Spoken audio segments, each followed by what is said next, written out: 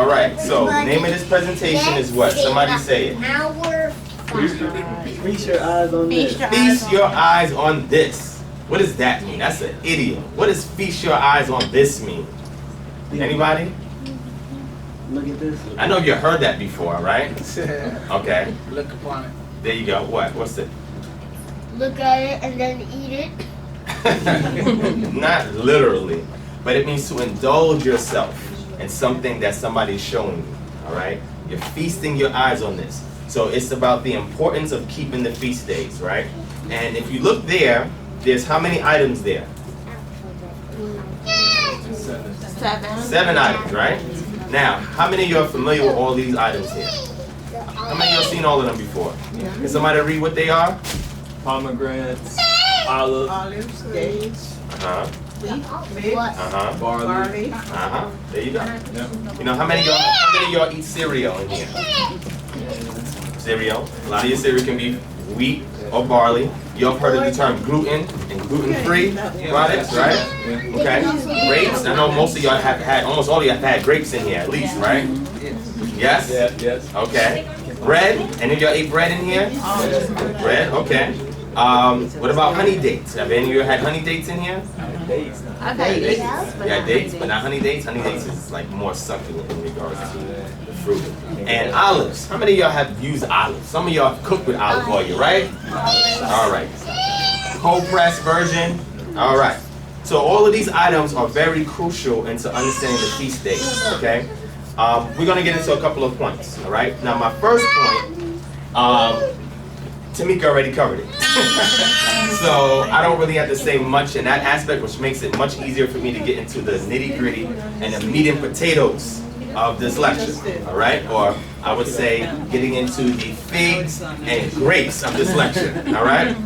So we're gonna look at the importance of the feast days because they're an ethnic marker, all right?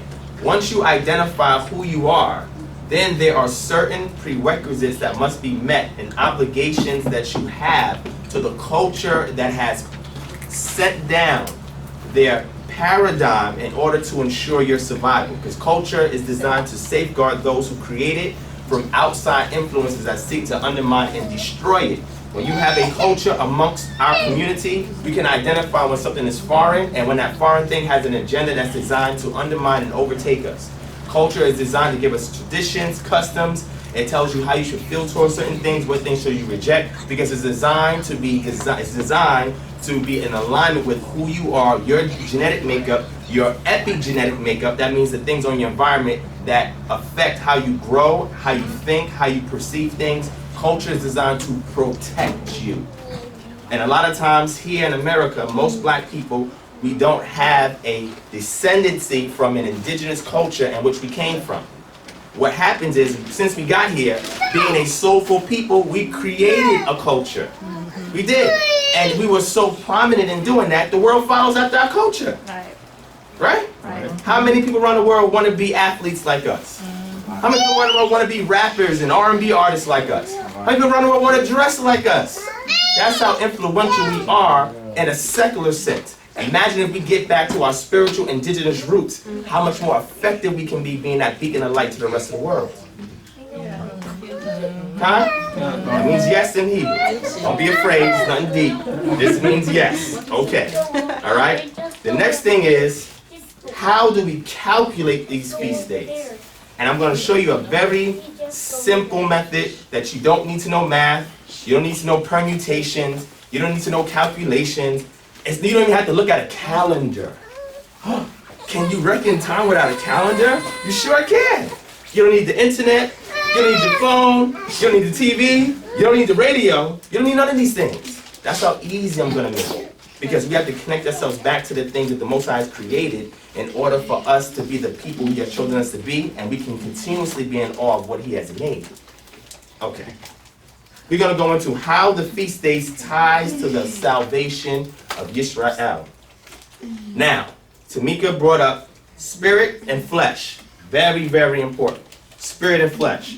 But the thing that we must know is that we have to have a syntax of both spirit and flesh. One or the other does not qualify you to be Israel.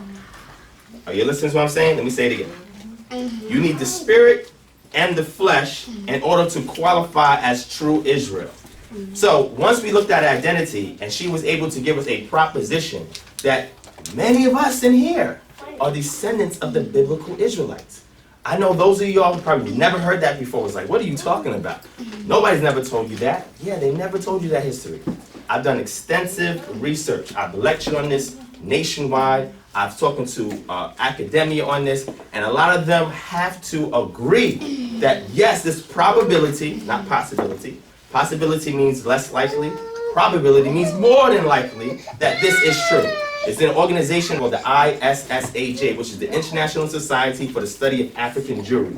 And what this society does is that they go all throughout Africa and they study all the peoples in Africa that practice a form of Judaism or who have a migrational origin to the ancient Israel, land of ancient Israel. They have trans-Saharan routes where you leave out of Israel and you go across towards the north of Africa and down to West Sudan. Then you have sub-Saharan routes where you go underneath the desert and make your way west. You also have some that went South Africa, where we have the Lemba tribe. Have you heard the Lemba tribe before? Lemba tribe. Okay. Beta Israel, those are the ones in Ethiopia, right? We have Israelites all over. Bene Israel, like I just told you, there's native Israelites that are out there in India.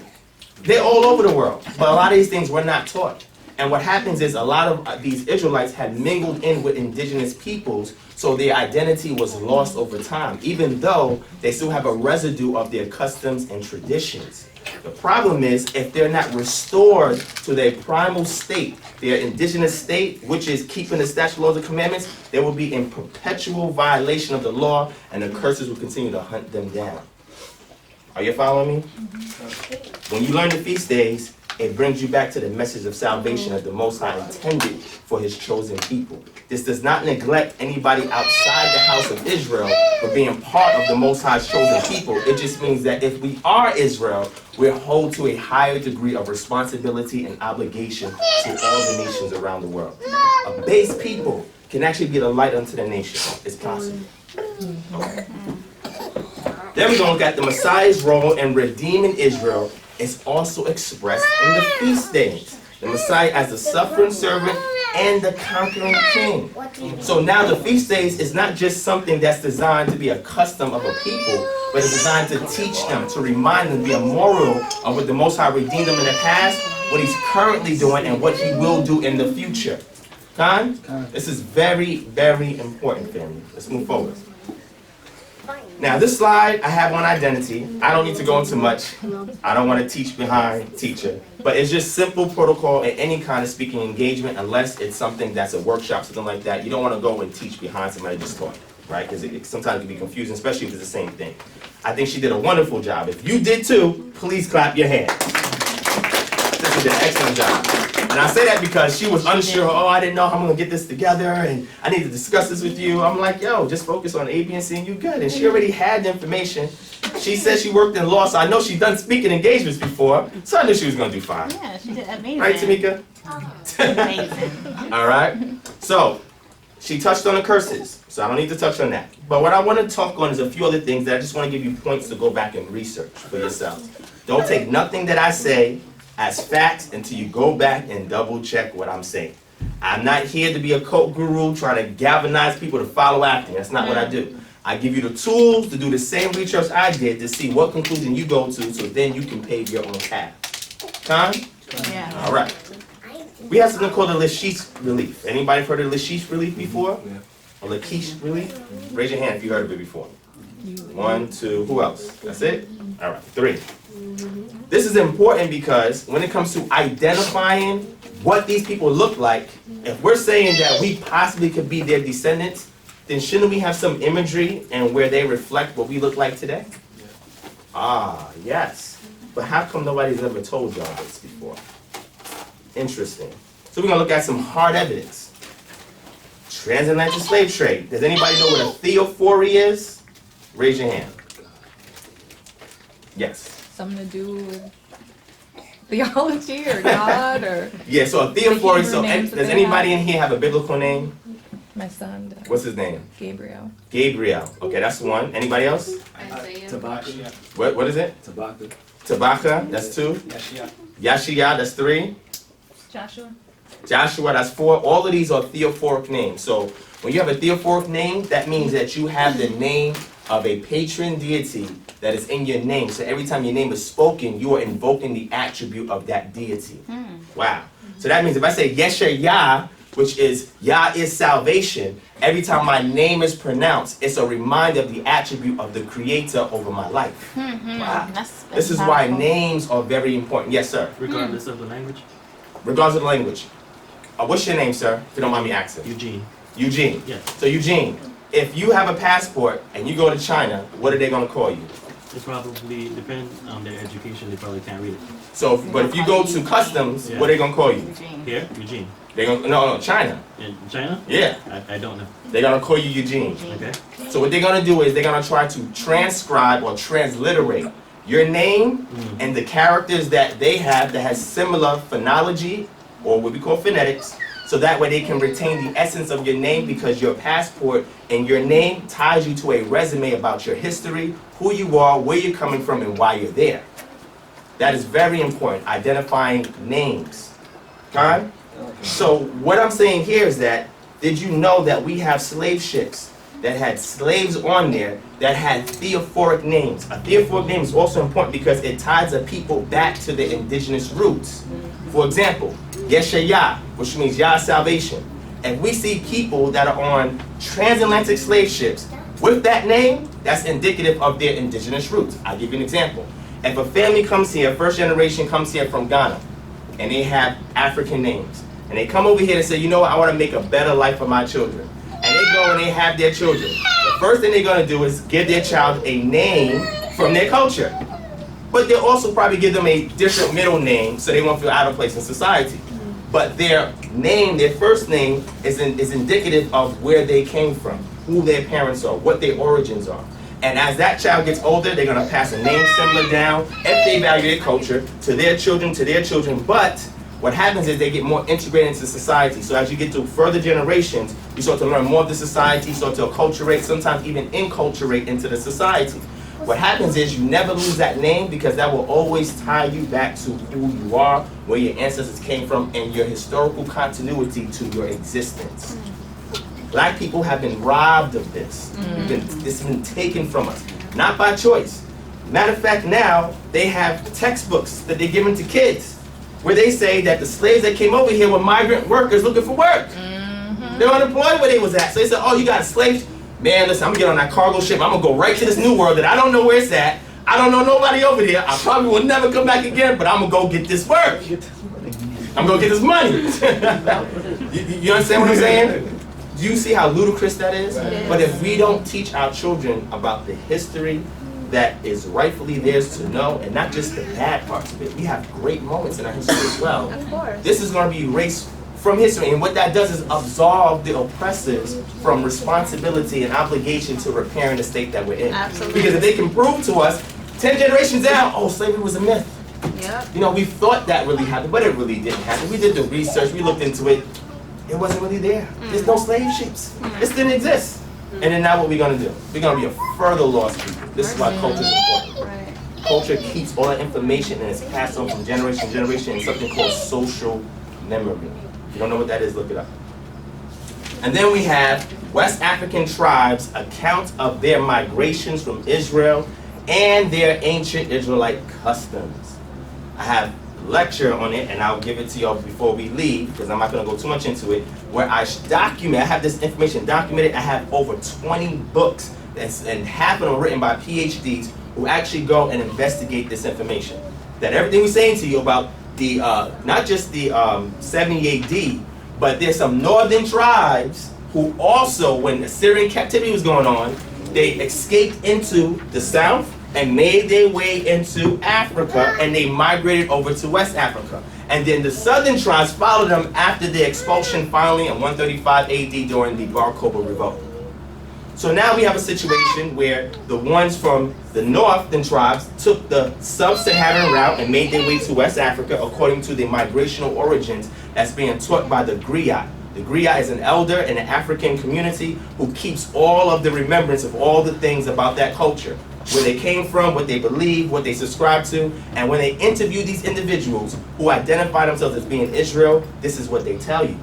And they say, man, how could they have known the exact route to go and all the things that they've seen if they didn't come from there? So ISSAJ, they investigate these things to see the authenticity of these claims, whether they were converts or whether they are indigenously biblical Israelites. Interesting. So I'm not just saying that because it sounds good, because it fits in with the rhetoric. I'm saying this is a count from their own mouths. And I will give you the video. You can go back and watch my research on this so it can also wow you. Because they never teach you this in school. They don't say this on the news. They don't teach you this on the radio. There's a reason why they're keeping this from you. The moment you discover who you are is the moment that the whole world's going to change. And everybody's going to feel that shit. Let's move forward. Then there's various historical reference books detailing the Hebrew Israelites' dispersion into Africa towards West Sudan, which is just West Africa, via the trans-Saharan and sub-Saharan routes. And these are called Jews of Balad al-Sudan. Go back and research the Jews, or Yahudim, because the brother said the Jews is really Yahudim, which is just those of Judah. Those encompassing of Judah, because Judah is a more prominent southern tribe. And these individuals have migrated from Israel to West Africa, and there is over 20 historical accounts, even before modern research, that identifies them through history of their migrational origins, their customs, and their assimilation into the indigenous tribes and or converting over to Islam. It's a totally different ballgame when you understand Islam and their influence on indigenous native Israelites in West Africa. All right, if you don't believe me, look up Aski Muhammad I and see what his initiative was to convert these Jews or these Israelites over to Islam. And a lot of them, they did it falsely, which means they may have changed their name to make it seem like they're Muslim, but they kept their customs and traditions. And there's two families that actually looked in the Timbuktu libraries and saw their recordation of their ancestors as being Israelites, but had to convert so that way they can keep their children alive. Yes? Is that why some of Islam is similar to Christianity? In what sense? Like, it's almost like they just have different names for some of the people that we see in the Bible. Yeah. Like they have God, I think they have like a person kind of like Jesus. Yeah, but they so- call them different names. Yeah, That's so in- why it's kind of somewhat. Yeah. So in connected. Islam, it's written in Kufic script, which is a form of Arabic or a dialect of Arabic. It's more classical Arabic. You have a name like Allah, right? So Allah just means God. If you go to the Syriac that we now see in the Syriac church today, the word they use for God is Allah. Allah is their name for God. So you start to see an evolution from Elohim or Eloha, which is in Hebrew, to Allah, which is in Syriac, to Allah, which is in Islam. So you start to see these things because these sister languages are all Semitic and they have things that are similar, right? This is what's called mutual intelligibility. So mutual intelligibility is if I speak a dialect and you speak a dialect, but it's from the same family tree, we can understand each other. I don't want to get too much in that, but what she's saying is like, for example, Isa. Isa is the name of Jesus in the Quran, right? The Quran names him Isa. And then other names that they have is Arabic names, but they're similar to the Hebrew names, right? Or the Aramaic rendering of certain names, all right? So let me not get too much into that. One more suggestion, to look up Leo Africanus. There you go. And his writings. If you research that, he traveled all over Africa, especially Northern Africa, in the Middle Ages, and recorded Jewish settlements, particularly in West Africa, that whole Bildad al-Sudan area that he's talking about. So that's And what a I'll good show you resource. at the end, I'll show you a slide from my presentation and I'll give you all the references, and Leo Africanus is one of them, who actually has documented these people migrating from Israel and settling in West Africa. But y'all was never told this. Why didn't nobody tell you any of y'all this? But it's history, it's documented. It's interesting. So now, the curses of Deuteronomy 28, which Tamika rightfully dissected and discerned. She did a great job. But now we have the Lashish relief. Now, if we're looking at these individuals, I want somebody to tell me who are the Assyrians and who are the Israelites in this relief. If y'all can see it, whoever can see it. Might be y'all close. The cone here. But y'all shouldn't count because y'all already know. You probably already seen it. The Assyrians. And the Israelite? You're talking about from the photograph down From here. this image right here. Oh yeah. Which one is the Assyrian? Which one is the one from Judah. In the front, the one from Judah is in front. The one from Judah is in the front, and the ones from Assyria is in the back. Yeah. Now, what is interesting about them? They have nothing on their heads. Why do their heads look like that? What does it look like? Locks. Oh, it looks like your hair's nappy. Naps in your head and nappy beards when it's unkept. And broad noses and big lips. Wow, that's interesting. But how come nobody's ever shown us these images before? These are real, and these weren't even drew. They didn't make these. The Assyrians, who were their captors, they created this relief. So it's not that these people's going to try to make up who they are. A person that's conquering them is showing you what they look like. But they never show you this. I never heard about this in school before. It's like, oh, they look like me? Interesting, interesting. But I digress. Let's move forward. So Tamika went into the feast day. She did an excellent job. I'm just going to read two scriptures because she went into all the scriptures, so I don't really need to do much on that. But the first scripture is Leviticus 23:1, and in Hebrew the word Leviticus is Vayikra, right? Which means to invoke something or to call something, right? Vayikra. So Leviticus chapter 23 verse 1. Anybody can read that for me. And you can supplement Lord for Yah. Anytime you see Lord in all uppercase, it is it's superimposed over the name of Yah. If it's in lowercase, it's just the title meaning Adonai, right? And then when you get into the New Testament in Koine Greek, you have Kyrios, or Kyrio, which means Lord or Master, and God is Theos, right? So that, yes. Yah spoke again to Moses, saying, "Speak to the sons of Israel and say to them, Yah's appointed times." Whose appointed times? Yah. Go ahead. Appointed times. You gotta get used to how I teach. That's how I teach. You're right. Go ahead. So if I stop you, It's a good thing. what I'm doing is I'm getting you to think about what you're saying. A lot of times you just read through and we never pay attention. Right. When you slow somebody down, it's like, oh, never seen that before. You're right. Yeah, That's sis. true. Yah's appointed times, which you shall proclaim as holy convocations. My appointed times are these: you shall do no work at all. It is to be a perpetual statute. No, it's supposed to be a temporary statute. Oh, statute. Okay, it is to be a temporary statute. No. What's there? Oh, you're right. That's how I teach. Okay, it's fine. There you go. It is to be a perpetual statute. No, a weekend statute. Throughout your When I generation feel like it's statute. and all your dwelling places. What does perpetual mean? Going. Keeps going. Over and over. Like the Energizer Bunny, keep going and going. It's the same thing. The Most High did not intend for His children to forget these statutes of these appointed times.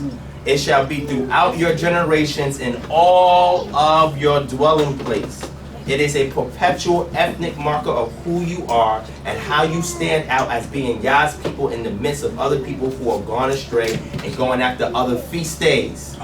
Okay, the calendar is very important because the calendar you follow is the calendar that has wired or rewired your physiological, psychological, homeostatic state. Let me go back. Let's rewind.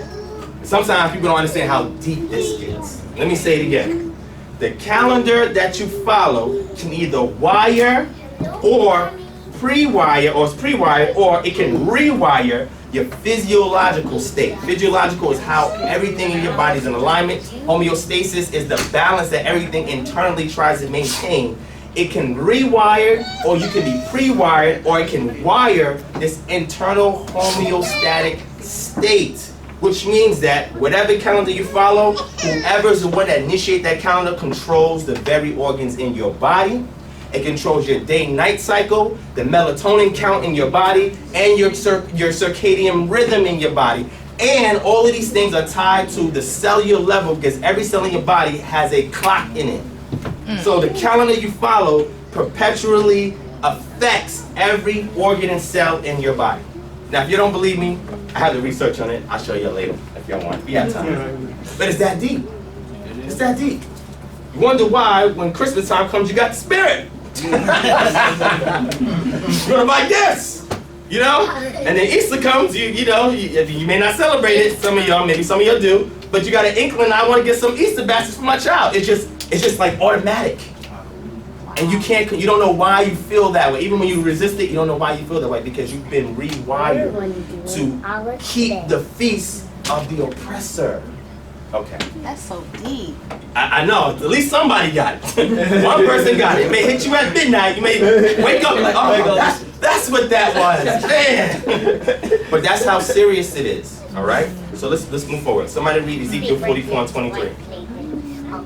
Moreover, they shall teach my people the difference between the holy and the profane, and cause them to discern between the unclean and the clean. Between the what? The unclean and the clean. I'll keep going. In the dispute, they shall take their stand. Where am I? Stand to judge. Stand to judge. Mhm. They shall judge it according to my ordinance. Uh-huh. They shall also keep my laws Uh-huh. and my statutes Uh-huh. and my appointed feasts, And do what? and sanctify And my set Sabbath. apart my Sabbaths.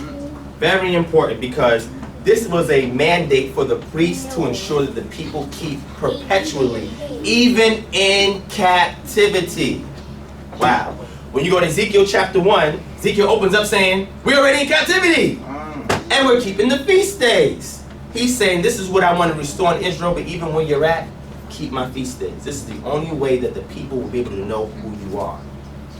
If not, you'll be keeping a different calendar, following after the pagan customs of the other peoples, and I have to reject you. Because I didn't give that to you.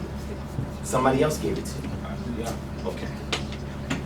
And just so somebody here thinks that, well, maybe I'm a Gentile and I ain't got to do this. You know, some people say that, right? Yeah. Somebody give me Deuteronomy chapter 29. Let's sidetrack for 1 second. And then we're going to go on how do we calculate these feast days. Somebody give me Deuteronomy chapter 29. Yep, and in Hebrew that's debarim, which means words again, or words plural, repeating of words. That's what Deuteronomy is. It's a codified repeating of what we get in Vayikra, which is what? Leviticus, Shemot, which is Exodus, Bamidbar, which is Numbers, and some of Bereshit, which is Genesis. 29 verse. All right, 29 verse. Hold on, let me get it. Go to verse 7. No pressure. Let me know you're ready. Okay, hold on. Everybody got it? Everybody's at Deuteronomy chapter 29? All right, hold on 1 second. Wait, and y'all beat me to it. Wait, hold on. It's verse 7. Yeah, I said verse 7. Let me see if that's what I want. Okay, yeah, go to verse 9. Okay.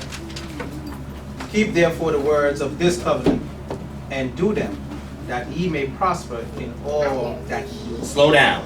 Keep the words of this covenant and do them, that you may prosper in all that you do. When the Israelites left out of Egypt, or Misraim, were they by themselves? No. Were there other people, groups of people that left out with them? Yes. A mixed multitude left out. So it wasn't just native Israelites. There were other Hamites and other Shemites that was amongst them. You're going to be like, what? Numbers chapter 12 and 1, Moshe had an Ethiopian wife. Right. Okay. And then if we look in Leviticus chapter 24 and 10, it says the son of an Egyptian father and Israelite mother. So now we have an intermingling amongst Israel of Hamites who are from Cush and Hamites who are from Egypt, who were living amongst the Israelites. So there were strangers, Ben Nekhar or Goyim, there were strangers in other nations that lived amongst the children of Israel. So now the strangers are there, sitting and chilling. When you go to Shemot chapter 12 for the instruction for Passover, the Most High says, if a stranger who dwells, not visits, let's rewind that. You have a visiting Gentile, and then you have a resident Gentile.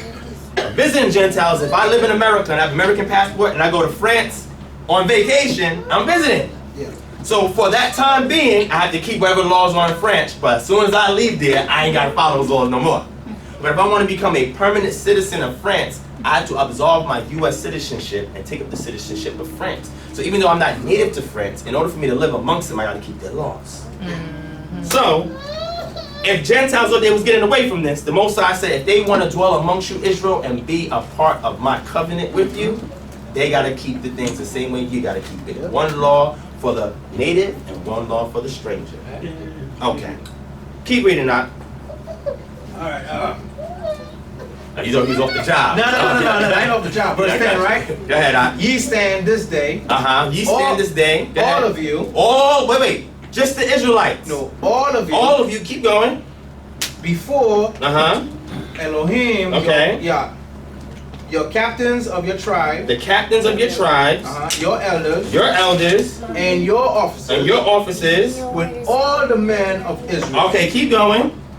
Your little ones. Your little ones. Your wives. Your wives, and who else? And thy strangers. Whoa, wait. And who? All thy strangers. And all the strangers, Gentiles, keep going. That is in thy camp. That's in your camp. From the hewer of the wood. And who else? Unto the drawer of thy wood. And go to verse 12, and what does it say?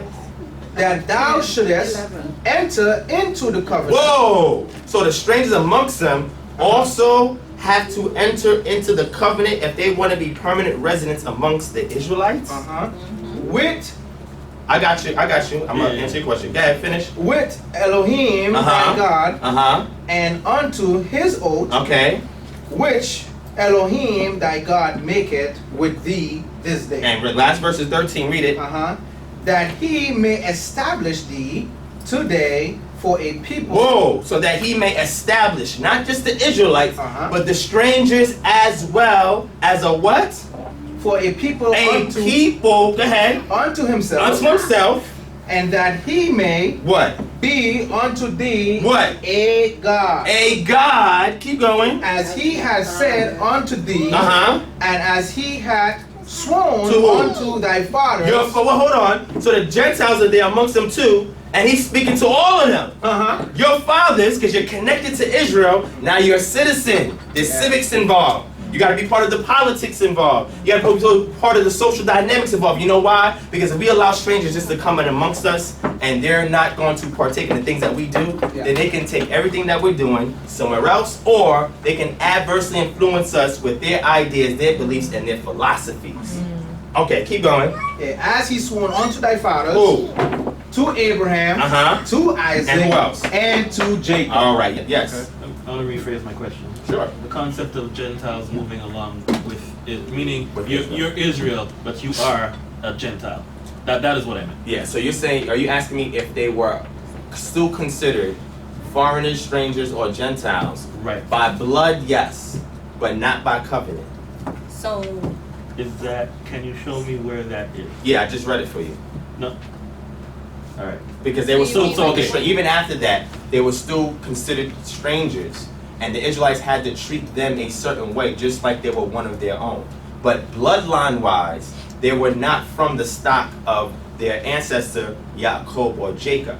But they, let me see if I give you an example. So let's say America's a bad example because there's so many people mixed up here. Nobody's really indigenous here anymore. But let's pick let's say China, right? Let's say China. So China is a nation, right? And most of the people in China look the same for the most part. But there are people who move to China and they live in China, right? So let's say I'm African American and I go, I'm kind of light skinned. Let's say Hugh, you're dark skinned. Here you go, you stand out more. So let's say he goes to Africa looking like this. Right. And I mean, not Africa, China. And he has kids and his kids have kids, right? And they find maybe other black people that live there and they have kids. So he's not having kids with any Chinese people, right? Okay.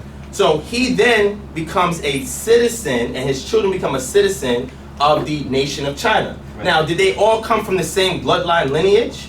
No, but they all are entitled to keep the laws of the land because they're all citizens by covenant. Whenever you become a citizen, you are adhering to the Constitution, statute laws, and bylaws of that nation. So you are equal to somebody else that's a part of that nation, even though you still have two separate bloodline lineages. Yes. I'm sorry, I just want to make sure I answered your question so I can move forward. I understand, and I agree. I guess I am. The question has more to do with the relevancy of the bloodline. Meaning, okay, why is that important? The distinction. So my next question would be then, how does the Bible treat the descendants of Rahab? Rahab was a man or a woman? Woman. She's a woman, right? So according to the Bible, genealogy-wise, who do they relate it back to? The father. So the man that married her, what was his lineage? I don't know. Who was it? Huh? Who was it? Look up the lineage. Anybody? You got Matthew, the book of Matthew. Is Rahab in the lineage of Jesus? Yes. Okay. So you can't. If they tied it back to the mother's line, then Yahusha or Jesus Christ would not be considered part of Judah. But it related back to the father. So the man she married was an Israelite. So his lineage or his seed, through the genealogical record, was passed down to his subsequent descendants. So if are you talking about intermarrying now between Gentiles and Israelites, and how do you count who's who? Okay, well, Because she remember what she did. Why was Rahab? Why was she spared? Because she saved hid us. the And what else? She said, "We heard Right. what your Elohim has done. right. Please remember me and my family, Right. so we are spared." right. So she did something that was think that nobody else in her land was doing. Correct. So she was accepted in because she came into covenant because she heard what the Elohim did. Right. Not just you peoples, but I heard what your power did. Right. So Yeah. then she became part of the Israelite nation. Mhm. She's not a native Israelite, Yeah. but by covenant wise, she still has to abide by the statute, laws, and commandments, and she's going to reside amongst the children of Israel. Okay. So she's still from her lineage of being a Canaanite, but being a bloodline Israelite, which means you have a greater obligation because inherently the covenant was made with your ancestors. So the Most High is going to hold you more accountable, listen to this, than a person who's in the covenant who's not a native Israelite. The purpose of singling out the blood seed is to give them a higher degree of accountability, obligation, and responsibility to everyone else in the world. Whether this person is living amongst you or not, you're going to be held greater accountability. You. Because I set apart your lineage to do so. You're supposed to grab and bring more Gentiles underneath us. See, that's the problem the world has. The world's happy with African Americans integrated into every other aspect of society and being at the bottom of the food chain. The moment we realize who we are and we have an astute way of conveying that and we set up an organization, a body politic, or a community, now they have a problem coming into us and we being on top of the food chain and them being at the bottom of the food chain. But it's not top and bottom. What we do is that we are delegating equity, but we do so in a righteous fashion, which means that we cannot allow a foreigner to usurp the leadership in our community, because once that happens, the favor is going to go to the foreigner who's coming into the community. So what we do is say, listen, you can have other positions, we can give it to you, but as far as leadership-wise, we cannot allow you to be over us. This is why in the New Testament, the Brit Hadashah, all the Gentiles had to come to an Israelite. They had to learn and being ordained and set forth by Israelite, and an Israelite had to watch over them. Whether you want to look at Shaul, when you look at Philip, right, with the eunuch, when you look at Peter and Cornelius, Cornelius was praying to the Most High. The Most High didn't say, okay, I'm going to give you the revelation, and here you go. He said, no. I got to get one of my peoples to come and holler at you. That's how the order was. That was the protocol. The world has an issue with that, because now they want to do away with all of that. They're afraid to allow us to be on top. And them being subject to us and our righteousness. Don't be subject to us if we're wicked, but if we're righteous, what's wrong with us leading? The world has a big problem with us being in a prominent position of leadership. A huge problem. But the Most High doesn't. She read a scripture that says, I'm going to make you above all the peoples of the world. Not in the sense that you're a better person than them, because you have a higher obligation to lead the people. So when they submit, they are trusting you or entrusting you to lead righteously. Okay, let me move forward. If you have further questions, I'll address it after we're done. Okay. I apologize for that thing. Are y'all on the same page? Are everybody understanding what I'm saying? Yes. Did I lose anybody? No. Okay. All right. Now, calculating the feast days. So now once we see that the feast days is an ethnic marker that the Most High intended to be perpetual throughout the generations of not just the Israelites, but anybody that wants to cleave unto the nation of Israel and be a people of Yah, that we read in Deuteronomy chapter 29, they are told to keep these feast days. The problem is that nowadays, a lot of people do not keep the feast days the way it was initially intended. That's from my particular proposition. I'm not saying anyone else is wrong. I'm saying when I came to this conclusion, I had to do deductive analysis. Let me explain what that means real quick. You have deductive analysis and inductive analysis when it comes to your approach methodology for getting to a particular conclusion. Deductive analysis means you already have a conclusion in your mind. You already have a presupposition when you're going in to look at the data, and anything that aligns with the data or the way that you believe, you're going to cherry pick it and use it as a proof text to validate your position. Inductive analysis is you're throwing away all the presupposition and working from the ground up with the facts and allowing the facts to drive your hypothesis, to drive your thesis, to drive your conclusion. When you go that method, it's more objective because your biases is not involved. The methodology does not care about what you feel or what you think. It's like a computer algorithm that's designed to just, you put in a bunch of numbers, it equates it, and it outputs it. It's that simple. It doesn't care about how you feel, what you think, what the number should be. It's telling you what it is. So I had to create a model through inductive analysis so I can have a algorithm, a model algorithm that every time I feed it with data, it processes it and outputs the same results. So I was able to see that the pre-exilic ancient Israel had a particular way of rendering time that is much different than modern Israel are doing today. Totally different. And this one is much more simple because you don't need to know math. You don't need to know, okay, what's going on over there in Israel.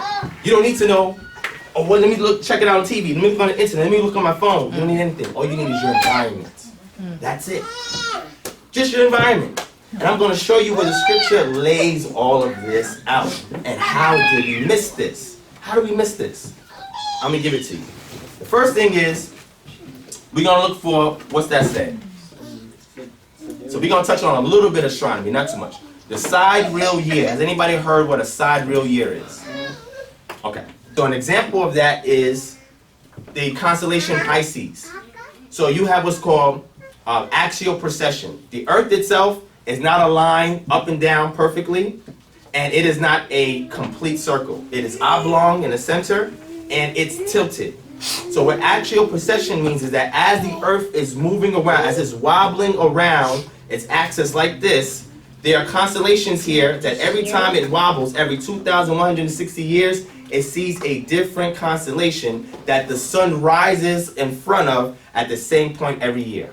And that's a way of determining a full year cycle. You can use the stars and the sun, stars at the backdrop and the sun rising.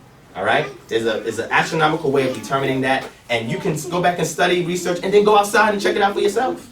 See where the sun is rising at and see what prominent constellation is right there by the sun. Now, every 2,160 years, it changes. So what Moses saw is not what we're going to see today, once you understand the science. So he saw the constellation Aries. What we will see is the constellation Pisces. And then what the next generation going down the line is going to see is Aquarius. You ever heard of Age of Aquarius? That's what they're talking about. Axial precession and the astrological age that aligns with that precession on that day of time at that point in history or in the future. All right. It's not that deep. Sounds like it is. Go outside, look to see where the sun is rising, and look at the stars right behind the sun. Because the sun comes from the east and it sets in the west, yes. If you can't see it, there are apps these days where they'll tell you, you can literally like point your phone at the sky, Google and Sky it'll was tell one. you What constellation is up there. Because there's a lot of light pollution these days. Yeah, and do it. If you can drive outside the city, if she said light pollution is in the city, if you can drive outside the city, even go to Stone Mountain, you know what I'm saying, and just camp there for one day and just look at the sun rising. I'm telling you, it's a spectacular sight, and you will be more in touch with who you are. Because the Most High gave this to you as a sign. We're going to go into that as a sign. So we're looking for the sidereal year lets us know what star constellation is in alignment with what we call the spring season. Because this is when the feasts begin.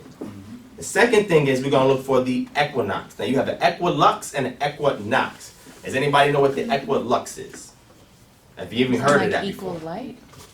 Equal light. So equilux, you literally have the same amount of time in the day and the same amount of time at night. Same amount of time during the day, same amount of time during the night. Okay. So the equinox is when the sun is beginning to pass the ecliptic plane to where the earth is nearing towards the sun. And then it fully climaxes when we get to the summer solstice, where we have more day than night. So the point where the sun is starting to rise, because you have the ecliptic plane is this way. It goes diagonal. And as the earth is going around the sun, it is going to certain points around the sun. When it gets to a particular position by the sun, Then we start to see an equilux, and then a couple of days later we have an equinox when now it's starting to rise or starting to peak at a particular angle as it's going around the sun. If you don't know what this is, you can go back and research it, what an equilux is, equinox is, and it'll go more in detail. But if it's too deep, you can type in astronomy for dummies. Not saying you're dummies. Astronomy for dummies makes it really plain, what I'm saying. All you gotta do is go outside, get a sundial, or make one, and you can find out for yourself. You ain't gotta know the science, all you gotta use your observation, empirical data. How many of you have ever used a sundial before? Raise your hand. Y'all know how a sundial works, right? Somebody tell me how a sundial works?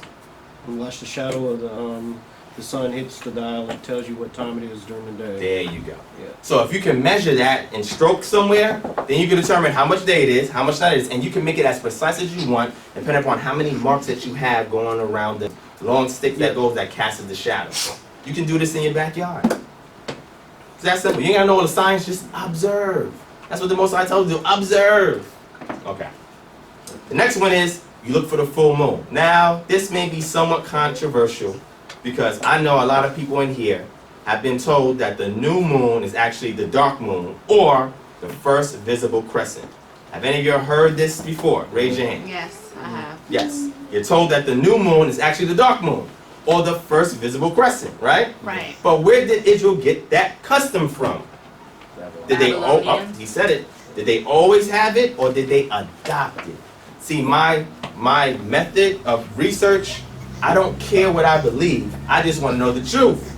And I found out what I deem to be the truth, which is I showed the evidence of Israel adopting that custom from their oppressors. Because when you read the Bible, before exile, they had a different way to name months. Did y'all know that? Mm-hmm. Has anybody ever paid attention to that? I didn't know. That is later on. The indigenous months, what I'm going to touch on here, is Abib. Have you ever heard of Abib before in the Bible, reading that? Anybody? Exodus chapter 12? Abib, that's the first month. That's before they went into exile. They had a different way of reckoning time and naming months. Okay. Look at the next thing. Somebody read that. Look for weather change. Weather crops, change, crops. Go ahead. Animal migrations, and mating. How many of y'all pay attention to these things when spring comes? Raise your hand. Flowers, birds. You hear blue jays come and birds start singing and everything like that. They start to mate. You see a little nest being formed and babies happening. The birds don't follow a calendar. The birds are hardwired into the entire ecosphere of the planet. They know when to do, what to do, and they don't need to be told what to do. Simply based on observation and simply based on their internal homeostasis, which we've been disconnected from because we've been given a different calendar to reckon time. Right. Wow. Right. Okay, you'll get that one day. It'll hit No, you. I get it. But all you gotta do is look in nature. How come we don't do these things anymore? Right. The Most High tells us to do this. Somebody get Psalm 19. I want you to see that I'm not making this up.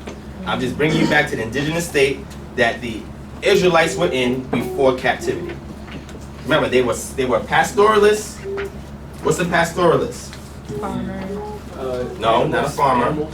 The herds animals. And agricultural, somebody does agricultural, that person is an agriculturalist and they're a farmer, like she said. So they were agriculturalists and they were pastoralists and semi-nomads, which means at times, if the watering hole dries up, if there's no places to graze, they'd have to move. And they would have to use elements in their environment in order to do so. They didn't have a GPS back then. The GPS was nature. Okay. How many of y'all can get from here to the other side of town just using nature? Just using landmarks. What if there was no signs? You just had to use landmarks to know how to get from here to here. That's what they had to do back then. They did it so frequent it became second nature. Read Psalm 19 and 1. Alright, the heavens declare the glory of The God. heavens declare what? The glory of God. So how do you want, if you want to see the Most High's glory, what does it say? The heavens declare the The glory heavens of God. are declaring it to you every day. Keep reading. And the firmament showeth his handiwork. And it's showing his handiwork. Go ahead. Day unto day. Day unto day. Utter speech. Utter speech. You know, did you know that the celestial realm is speaking to you every day? All you gotta do is look up. Yeah. Okay, keep going. And night unto night. What happened? Showeth knowledge. Showeth knowledge. You understand? Shepherds, they were in the field all the time.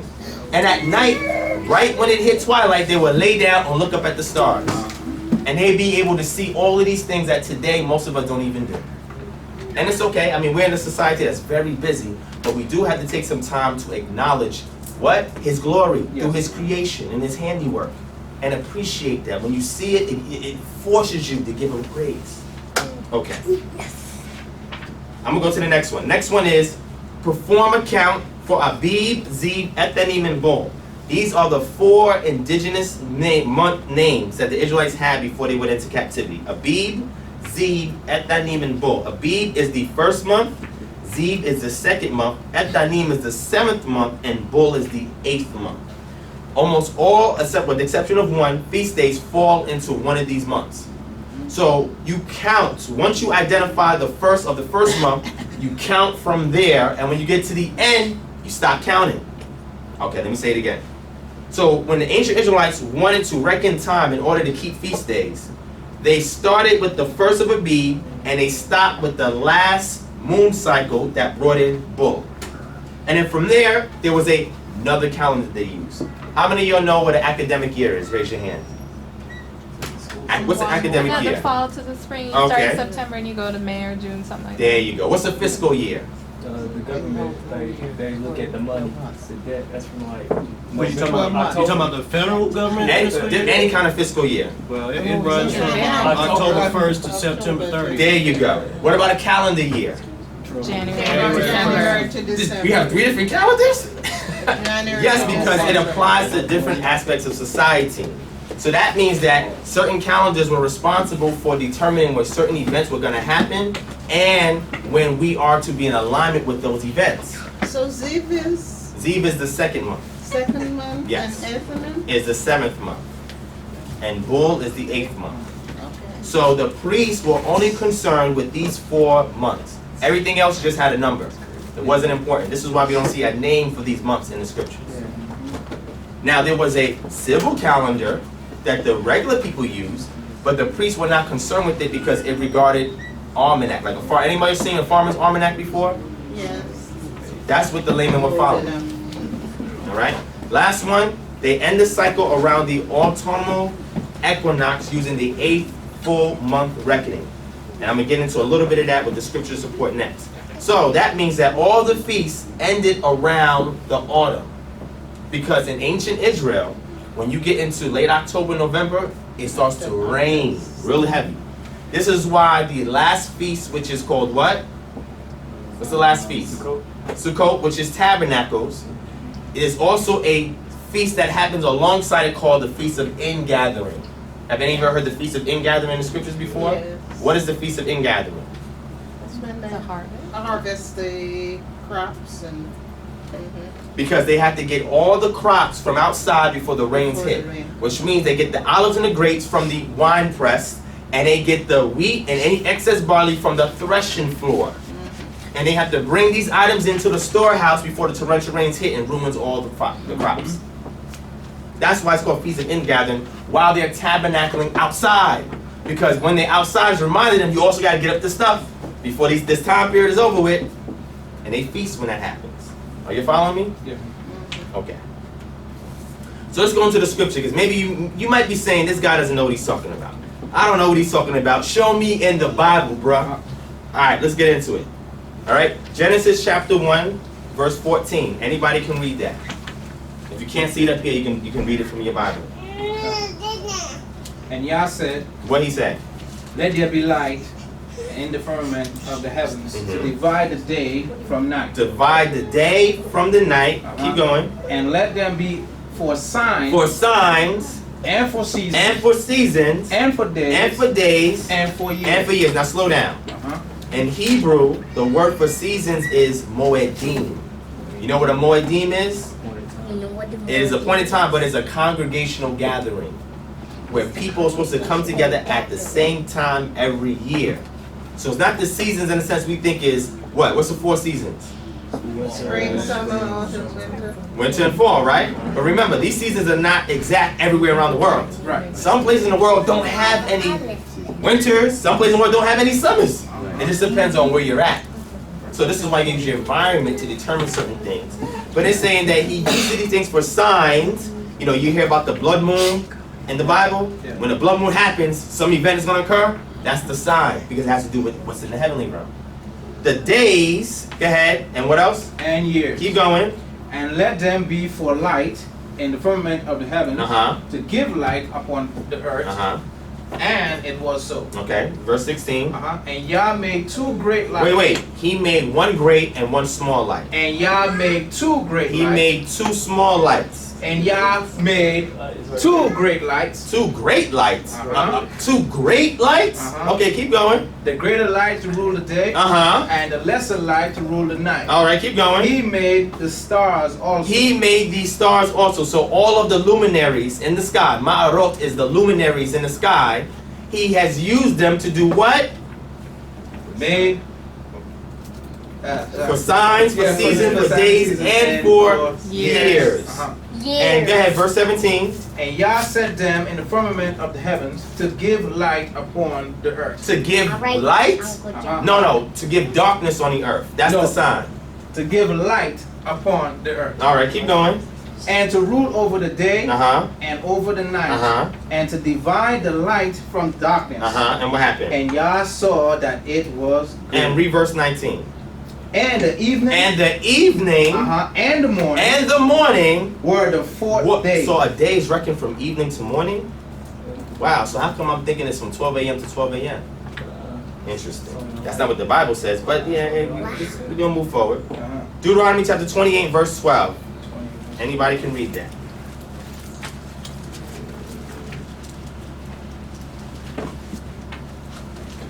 Verse 12. Yeah. And Elohim said, and Elohim shall open unto thee his good treasure, His good treasure, which is what? the heavens, to give the What? rain The rain unto thy land into your land in his season. in its season. So the rains have a season. Okay, keep going. And to bless all the work of thy hand, Uh-huh. and thou shalt lend unto many nations, Mhm. and thou shalt not borrow. And we'll see that when you keep the statute, laws, and commandments, guess what? You'll be in harmony with the environment and it will do what it's supposed to do. But when you're in a society where people have an imperialistic colonization type of mindset and they're consuming all the resources around the planet aimlessly and for vanity's sake, the earth is being destroyed. The Most High is giving you something so you can stay in harmony with the environment so that you can give to it and it can give back to you. But we're out of sync with that, family. We got to go back. We got to go back. All right, next verse. Uh-huh. Leviticus chapter 26, verse 4.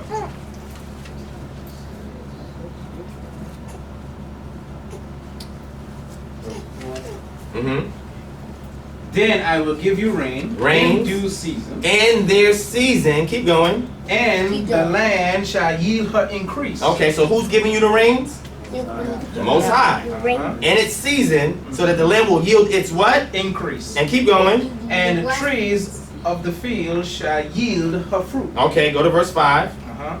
And your threshing shall reach unto the vintage, and the vintage shall reach unto the sowing time. And that's the vineyard. That's where the grapes are harvested. Keep going. Uh-huh. And ye shall eat your bread Uh-huh. to the full, Uh-huh. and dwell in your land safely. Securely. So now we see the rains have a season.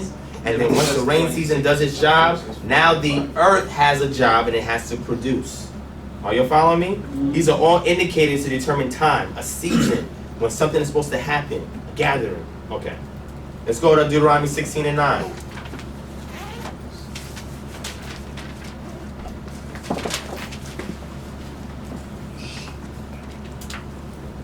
"7 weeks shalt thou number thee. Begin to number the 7 weeks from such time as thou beginnest to put the sickle." To do what? To put the sickle to Put the the corn. sickle to the grain. To the corn. So now this has to do with harvesting. You got to count time because you need that time to align when it's time to cut the grain, the standing grain. Okay. So now we just dealt with sun, moon, and stars. We dealt with the rains, and we also dealt with what? Crops. Okay, keep going. Song of Solomon, chapter 2, verse 11. These are all things that help you with indicating time.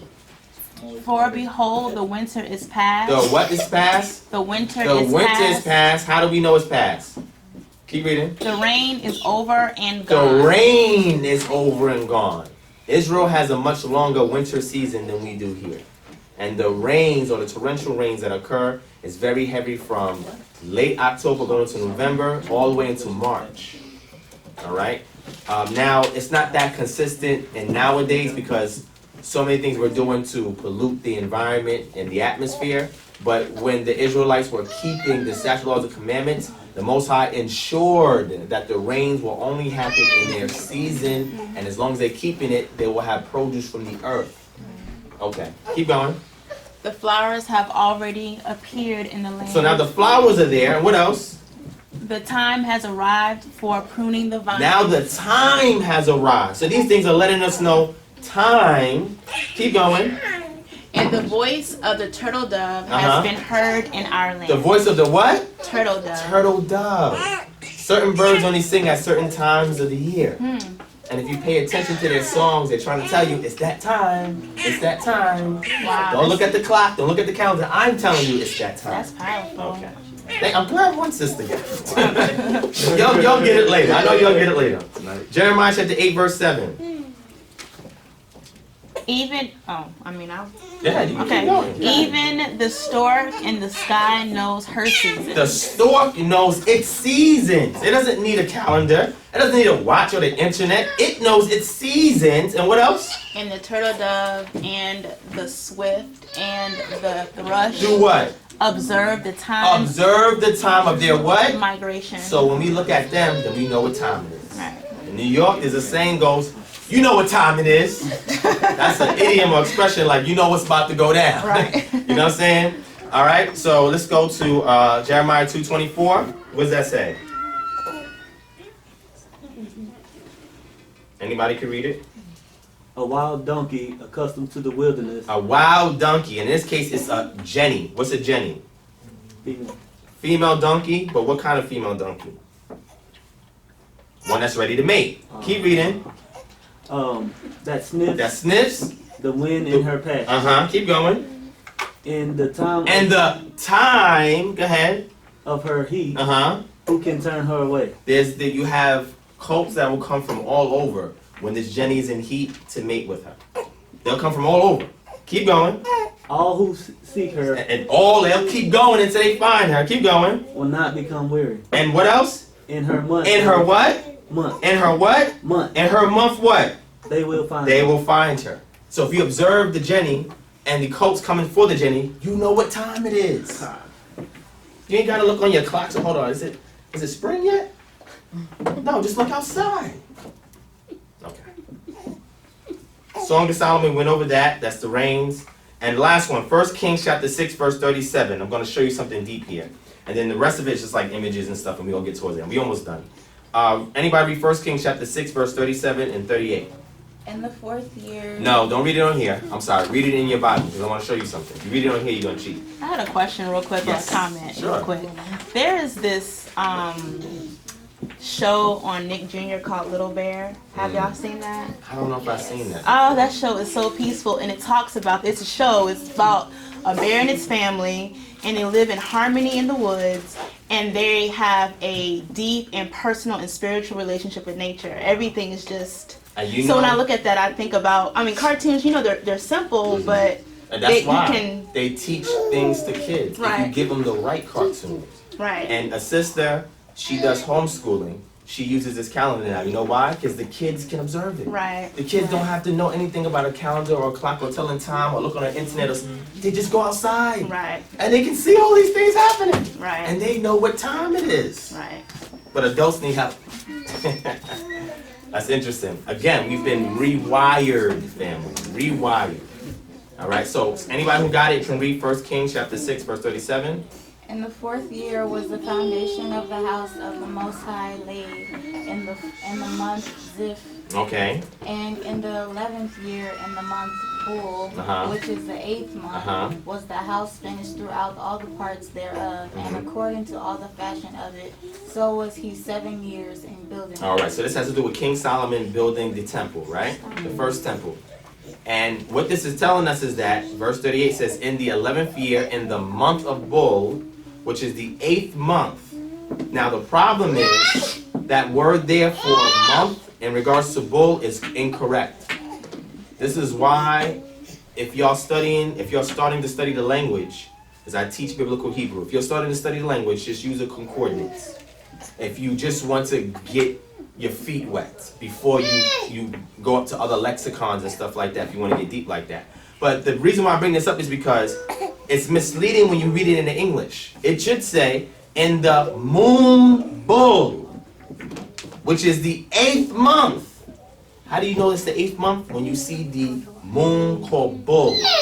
When there's 8 moons going by, the 8th moon from Abib, which indicates the first start of the year, when you get to the 8th moon, it lets you know this is the 8th month, which is called Bul.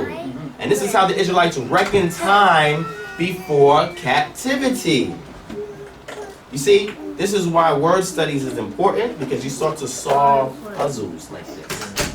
And my inductive analysis methodology brought me to this conclusion and say, oh, so they use the moon as an indicator for the month. Now, some people will say, well, because there's Jews that's out there now that they just use the moon to count everything.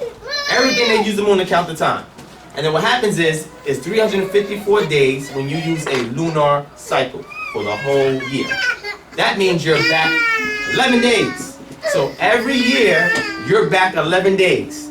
Next year, you're back 22 days. The next year, you're back 33 days. That's a whole month. In 3 years, you're being thrown off. So what they have to do to fix that is something called intercalation. They add a 13th month called Adar 2. So they can fix their calendar. But I don't see that in scripture. Okay, all right. You'll get that.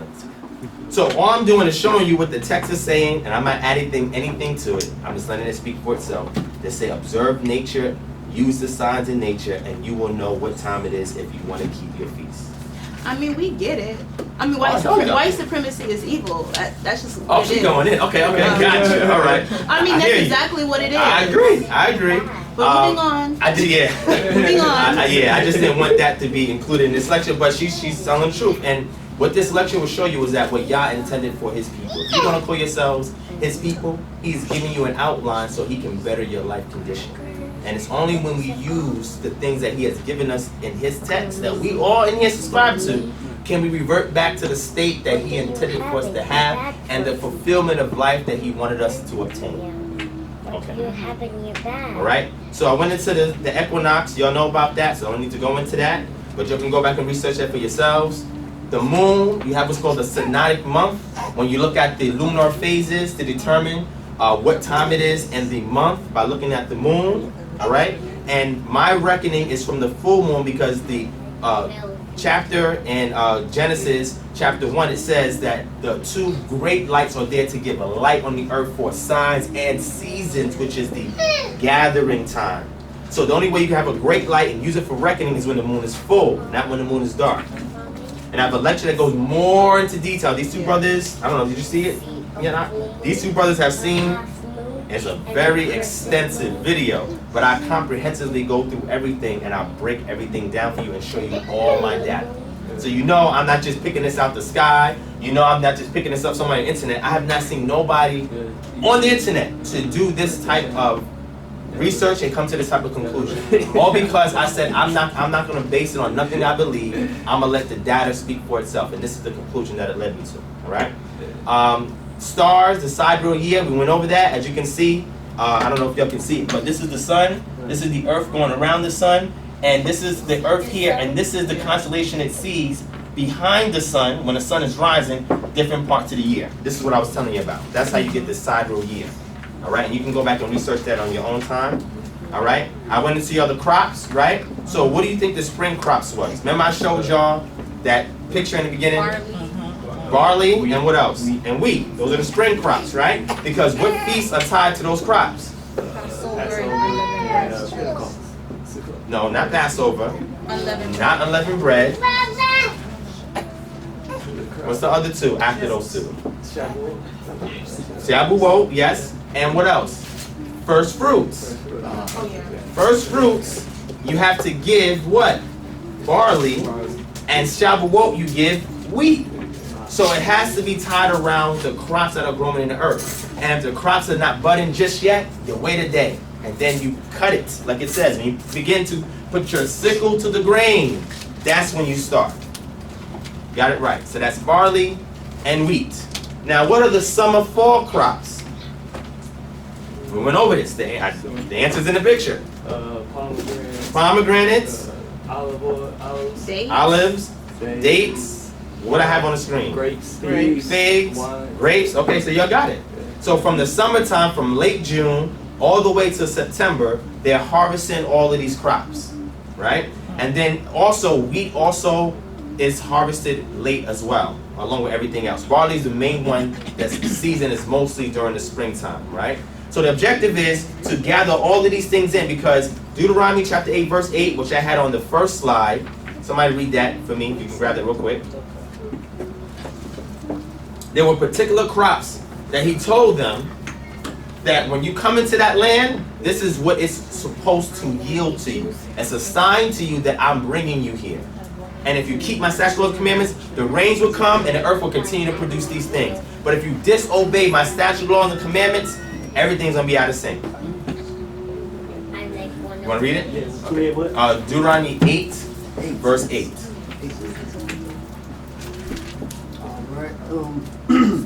A land of A land of wheat and barley and vines and and fig trees and pomegranates and land of oil olives and honey dates. Okay, you can stop there. So these are the crops, and we can see it right here in this image. These are the crops that the Israelites were told that when you go into the land, you keep my statutes, laws, and commandments, I give you the rains, this is what the earth has to yield for you. This is a perpetual sign that you will continue to give at the same time every year if you keep my statutes, laws, and commandments. Because now you're going to be in harmony with nature. You're not going to over-consume. Because after every 49 years, what's supposed to happen in Israel? A jubilee. And that jubilee means what?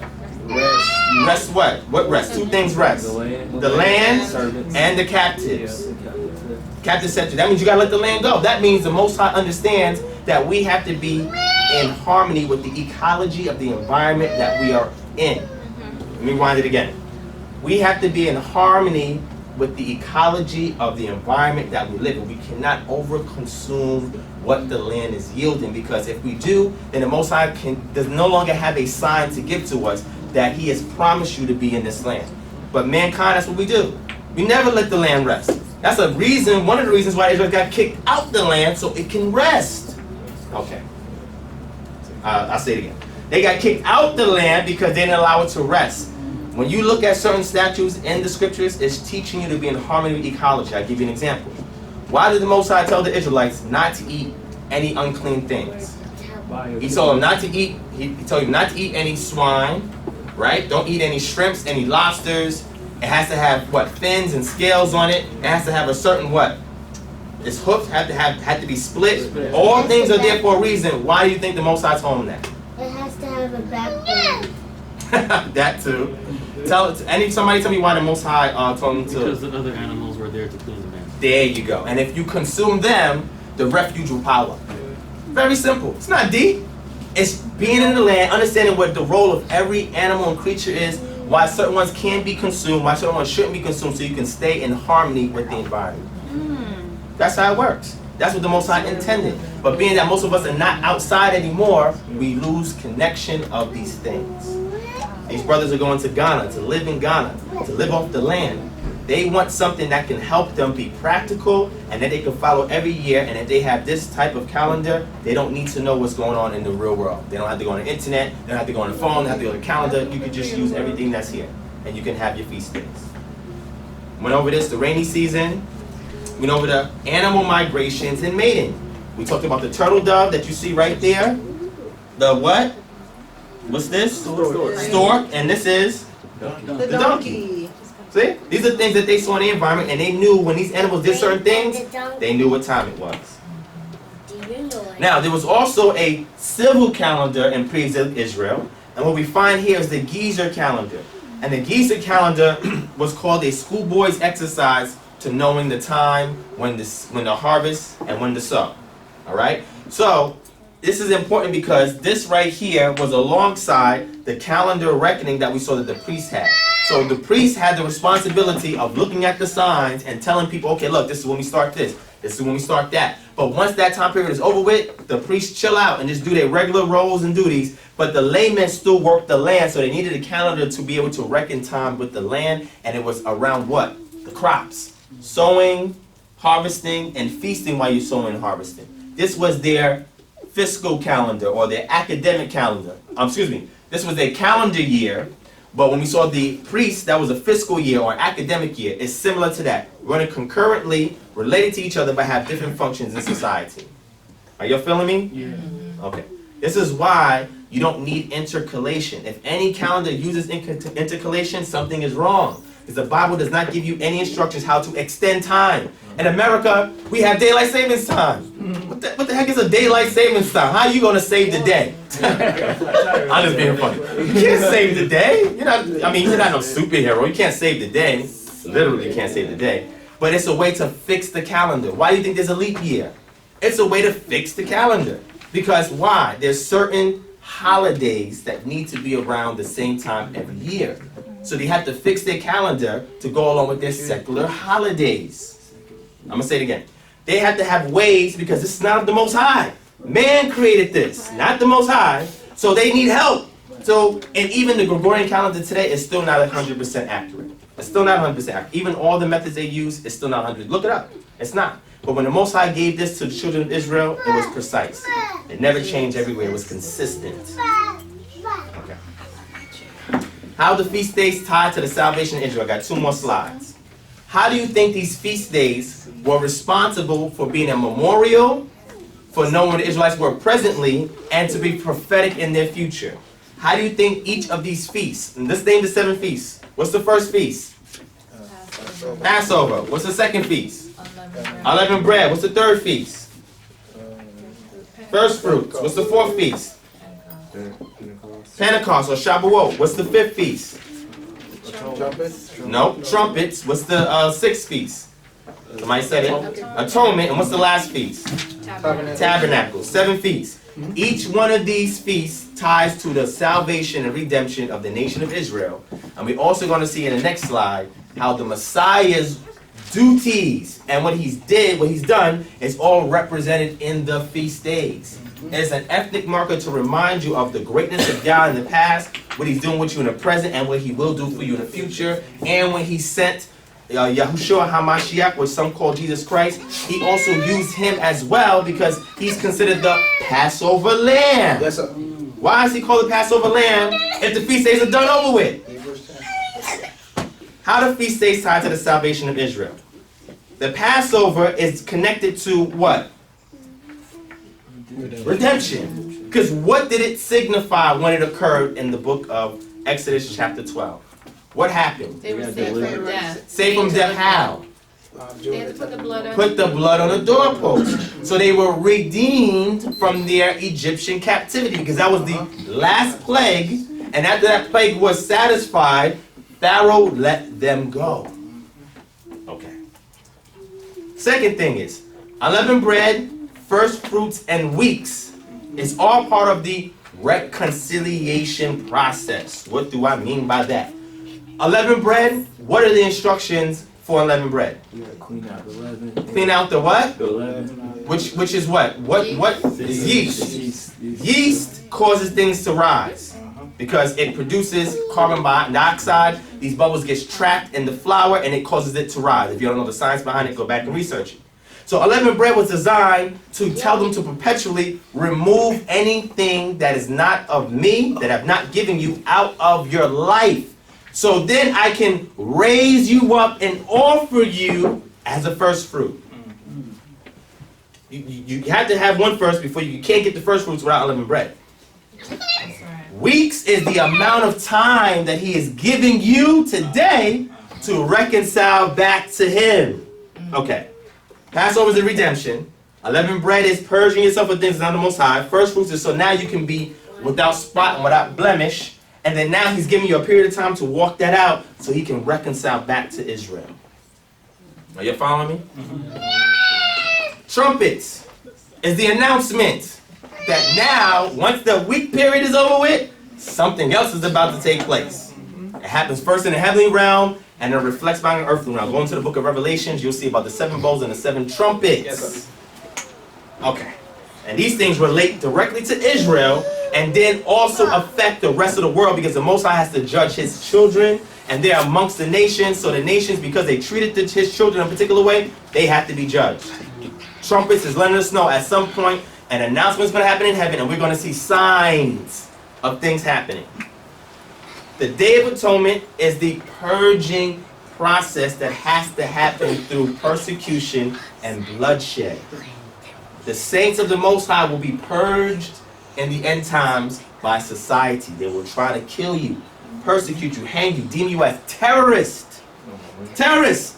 Because you're not along with the secular agenda. And the Most High is going to use this to purge out the so-called children of Israel that claim that they're following the Most High until persecution hits. You never know how much your faith is tested until somebody got a sword or a gun to the back of your head. All right, I know that's deep. A lot of us didn't experience that yet. But if that was to happen, we'll see who's really real and who's not. The text talks about the 2/3 that have to be purged because they are not being in alignment with keeping in time with the signs that they're seeing and keeping everything else we saw that precedes it. Know that you've been redeemed. When? Out of captivity.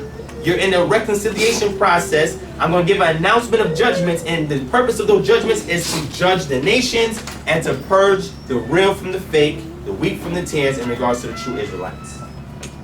The last stage is tabernacles, which is restoration, when the kingdom above is coming down here on the earth. When you keep these feast days, it reminds you of every promise that the Most High made to the children of Israel from start to finish. It's not just keeping a feast, it's a memorial. That's why he said it's perpetual. Okay. Last but not least, the feast days representing the Messiah's road towards Israel. Israel went astray. They did what they wanted to do. The Most High had to send a suffering servant to redeem his people, bring them back in alignment with Torah. Okay, that's different. But bring them back into alignment with the Most High's statute, laws, and commandments, the way the Most High wants them to follow. He didn't do away with the law. I know we heard that before. But that is a gross, mistranslated way to exegete the text. Another time if we do this again, I'll break it down for you. But what I want to show you is that Passover, unleavened bread, Feast of First Fruits, Pentecost, Feast of Trumpets, Atonement, and Tabernacles are all also reminders of what the Messiah has done and what he will do for the nation of Israel. So the Most High is giving you another sign that he wants to reconcile after he's redeemed and what he wants to do to restore. When Yahushua or Jesus was crucified, it was his sacrifice. He was martyred because he knew he was going to die. It's not like they just killed him. He knew he was going to die. He kept telling them, listen, the Son of Man is going to be given up into the hands of so and so, so this is going to happen to them. They're like, what? What's this guy talking about? He knew he was going to die.